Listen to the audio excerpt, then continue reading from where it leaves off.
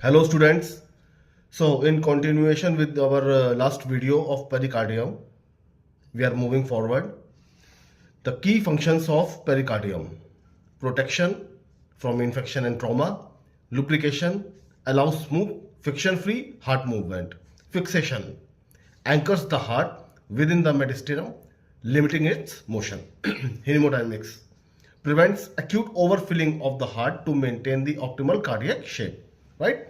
Now, sinuses of pericardium. There are two types of sinuses between parietal and visceral layers of serous pericardium.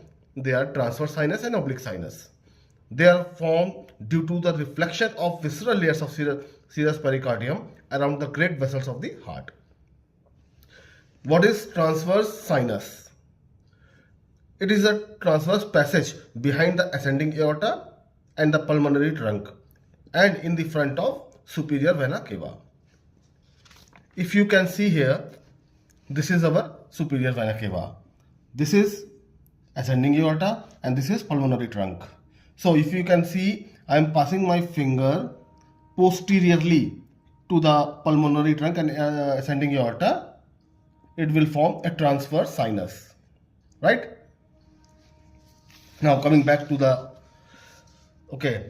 use of transverse sinus. What is the use of this? During cardiac surgery, after the pericardial sac is opened anteriorly, a finger is passed as shown in this slide. Right? A finger is passed through the transverse sinus around the aorta and the pulmonary trunk to control hemorrhage. A temporary ligature is passed through the transverse sac posteriorly to aorta and pulmonary trunk by passing a surgical clamp or placing a ligature around these vessels. So what the surgeons do, they just pass the clamp or insert a ligature.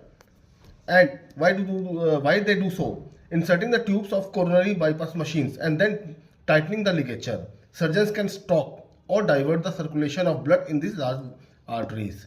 So the clinical use of transverse sinus is to stop or divert the circulation of blood in these large arteries.